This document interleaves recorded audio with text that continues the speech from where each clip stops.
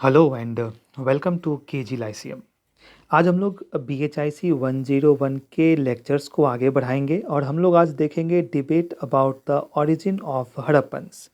हड़प्पा के उत्पत्ति के बारे में क्या क्या बहस इतिहासकारों के बीच हुई है, उसे हम लोग जानेंगे। तो हम लोग यूनिट 4 पूरी तरीके से कंप्लीट कर चुके हैं। यूनिट 5 का पार्ट 1 कंप्लीट हो चुका है। पार्ट 2 आज हम लोग देखेंगे। मैं हूं कल्याण और आज हम लोग आज लेक्चर को आगे बढ़ाते हैं। तो यहाँ डिबेट हो रहा है। डिबेट क्यों हो रहा है? क्योंकि हम सब जानते हैं कि हड़प्पन सिविलाइजेशन जो था ये बहुत ही पुराना था। ठीक है, पुराना मतलब हम देख सकते हैं कि ये मैच्योर फेज जो इसका था वो मैच्योर फेज हमें देखने को मिलता है।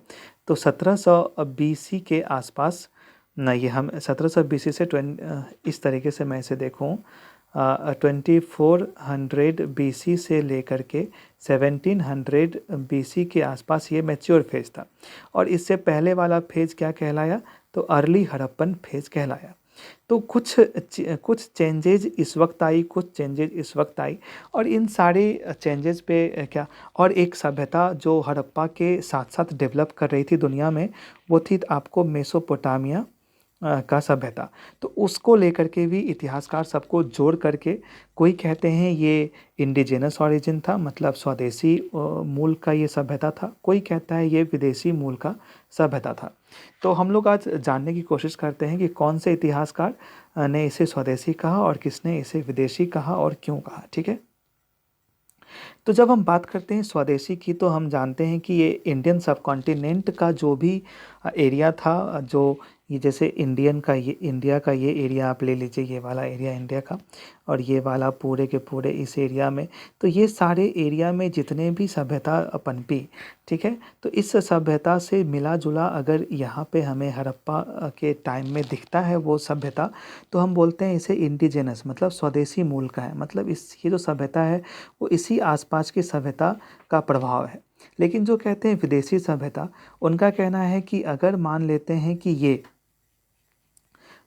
अगर ये इंडिया का एरिया है और यहाँ पे हमें देखने को मिलता है क्या चीज़, यहाँ हमें हड़प्पा सभ्यता देखने को मिलता है। तो उसी वक्त कुछ इस जगह पे मेसोपोटामिया सभ्यता काफ़ी विकसित कर रही थी। तो कुछ लोगों का, इतिहासकारों का कहना है कि यहाँ का प्रभाव इस जगह पड़ा, तब जा कर के ये सभ्यता विकसित हुआ। तो इसे हम लोग क्या कहते हैं? विदेशी प्रभाव बोलते हैं। विदेशी प्रभाव कब आएगा? या तो यहाँ के लोग वहाँ जाएंगे या वहाँ के लोग व्यापार के लिए यहाँ आएंगे, तब जा कर के एक थॉट जो है वो हमें डेवलप होता है। तो उस तरीके से भी कुछ एरिया क्या होता है? विकसित होता है। तो कुछ लोगों का कहना था कि ये जो है विदेशी प्रभाव था जिससे यहाँ की सभ्यता पनपी। तो हम जानते हैं कि इंडिजिनस ओरिजिन के बारे में किन किन इतिहासकारों ने क्या कहा। तो स्वदेशी मूल का ये सभ्यता था, हिस्ट्री, ये बात कहते हैं जॉन मार्शल, गॉर्डन चाइल्ड और NG मजुमदार। क्यों कहते हैं हम देखते हैं। जॉन मार्शल ने इसे स्वदेशी कहा, और यहाँ की जो मोहनजोदड़ो पर एक रिपोर्ट इन्होंने पेश की, और यहाँ पे जो भी खुदाई हुई और खुदाई में जो भी स्ट्रक्चर हमें देखने को मिले, उसको लेकर के जॉन मार्शल ने कहा कि ये स्वदेशी सभ्यता थी। लेकिन इसके लिए एक ठोस जो उदाहरण है वो प्रस्तुत नहीं कर पाए, एक ठोस एविडेंस वो नहीं दे पाए, जिस वजह से ये पूरी तरीके से नहीं माना जा सका कि ये इंडिजिनस ओरिजिन है। हालांकि जॉन मार्शल ने इन्हें इंडिजिनस कहा। गॉर्डन चाइल्ड जो है, उन्होंने इसे प्रारंभिक भारत का के साथ इसकी समानताएं साझा की। तो उनका कहना था जब हड़प्पा डेवलप हुआ, तो हड़प्पा से पहले का जो भारत का कल्चर था, हड़प्पा का कल्चर उसी कल्चर से मिल रहा है। मतलब अगर आप बर्तन देख लें तो उस वक्त के बर्तन से मिल रहा है। अगर आप कुछ स्ट्रक्चर देख लें या कोई टॉय देख लें तो उससे पहले के टॉय से मिल रहा है।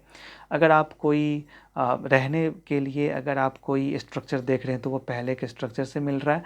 तो इस तरीके से गॉर्डन चाइल्ड ने कहा कि ये जो सभ्यता है वो स्वदेशी मूल के ही प्रारंभिक सभ्यता से ही डेवलप हुआ है।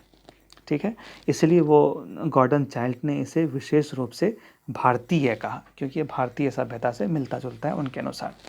NG मजुमदार काफ़ी इम्पोर्टेंट ये चेहरा है। इनका वर्क ज़्यादातर आमरी में रहा, और इनका जो बेसिक स्पेसिफिकेशन था कि वो हड़प्पन लेवल के पॉटरी पे ज़्यादा रिसर्च करते थे। आगे हम लोग जानेंगे कि पॉटरी से कैसे पता चलता है और किस तरीके से पॉटरी में भी हमें डिफरेंस देखने को मिली। तो एन.जी. मजुमदार पॉटरी पे विशिष्ट तरीके से उस पे रिसर्च करते हैं, ये हिस्टोरियन। तो इन्होंने बर्तन को देखते हुए भी इस सभ्यता को इंडिजिनस बताया। उन्होंने कहा कि ये सभ्यता जो है वो इंडिजिनस ओरिजिन मतलब स्वदेशी सभ्यता के ताम्रपाषाण संस्कृति का एक प्रारंभिक चरण को शो करता है। तो जो हड़प्पा में हम देखते हैं वही चीज़ इन्होंने कहा कि जब ताम्रपाषाण युग की शुरुआत हुई तो उस वक्त भी यही कल्चर हमें कुछ ना कुछ देखने को मिलती थी, तो इसलिए उन्होंने इसे इंडिजिनस कहा। अब हम बात करते हैं फॉरेन ओरिजिन कहने वाले इतिहासकारों का। तो वो है E.H. मैके, वो है स्टुअर्ट पाइगट और वो है M. व्हीलर। तो E.H. मैके का कहना था कि एक समय आया होगा जब मेसोपोटामिया के लोग और हड़प्पा के स्वदेशी लोग ये आपस में इंटरेक्ट किए होंगे। तो इंटरेक्ट करने के पीछे का क्या रीज़न होगा कि या तो युद्ध हुआ होगा। मेनली इन्होंने युद्ध पे ही फोकस किया कि ये दोनों में जब युद्ध हुआ होगा तो ये दोनों एक दूसरे से मिले होंगे और इस तरीके से डेवलप किया सिंधु सभ्यता। कहाँ का प्रभाव लिया? तो मेसोपोटामिया का प्रभाव लिया और उससे ये सभ्यता जो है वो विकसित हुई। उसके बाद आते हैं स्टुअर्ट पाइगट के बारे में हम देखते हैं। तो स्टुअर्ट पाइगट ने कहा, इन्होंने जॉन मार्शल जिसे हमने कहा था कि स्वदेशी तो कहा लेकिन एक ठोस एविडेंस नहीं दे पाए, ठोस उदाहरण नहीं दे पाए, तो उनका इन्होंने समर्थन किया। लेकिन क्योंकि ठोस उदाहरण वो नहीं दे पाए थे तो इस वजह से इन्होंने माना कि हो सकता है कि ये फॉरेन इन्फ्लुएंस से भी ही पनपा होगा। तो इस तरीके से स्टुअर्ट पाइगट जो हैं वो फॉरेन ओरिजिन को सपोर्ट करते हैं। M. व्हीलर की बात करें तो M. व्हीलर जो हैं इन्होंने क्या कहा? इन्होंने मेसोपोटामिया के प्रभाव को आलोचनात्मक माना। इन्होंने भी कहा कि ज़रूरी नहीं है कि ये मेसोपोटामिया के पूरी तरीके से ही प्रभाव मेसोपोटामिया से पूरी तरीके से प्रभावित था, ऐसा उन्होंने नहीं माना। उनके अनुसार ये सभ्यता जो है, क्योंकि उस वक्त मेसोपोटामिया काफ़ी फल फूल रहा था, तो मेसोपोटामिया एक मॉडल के तहत काम किया और ये सभ्यता उसके मॉडल के तहत क्योंकि मेसोपोटामिया काम किया तो उसी का हल्का फुल्का इन्फ्लुएंस यहाँ के सभ्यता पे पड़ा, तो वो भी इसे फॉरेन ओरिजिन के मानते हैं। अब हम बात करते हैं प्री हड़प्पन फाइंड्स के।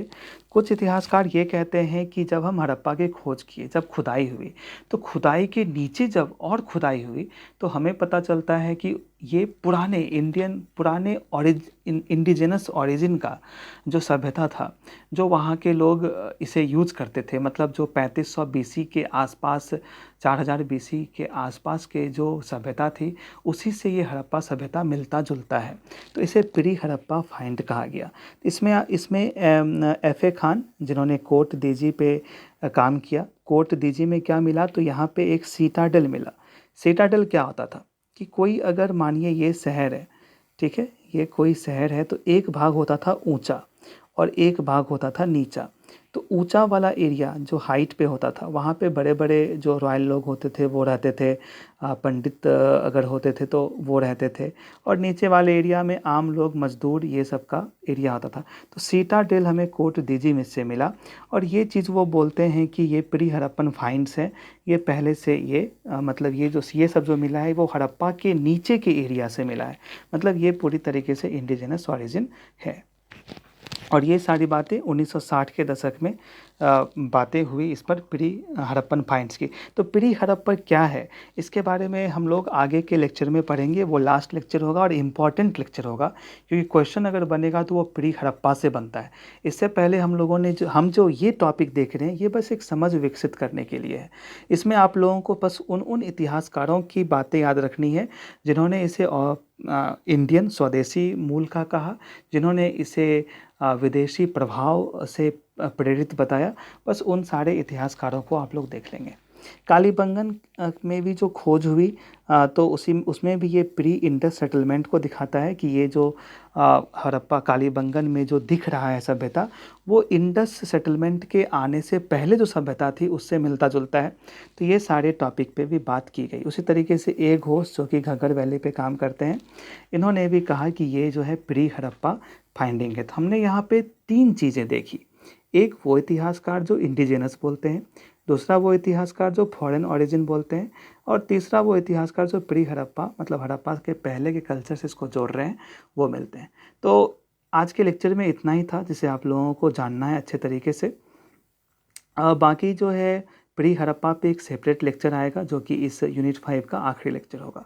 तो इन सारे टॉपिक को अच्छे से पढ़ लीजिए। अगर आप एग्ज़ाम देने जाते हैं तो उससे पहले इस लेक्चर को देख लीजिए, बहुत ही ज़्यादा फ़ायदेमंद होगा आपके एग्ज़ाम के लिए।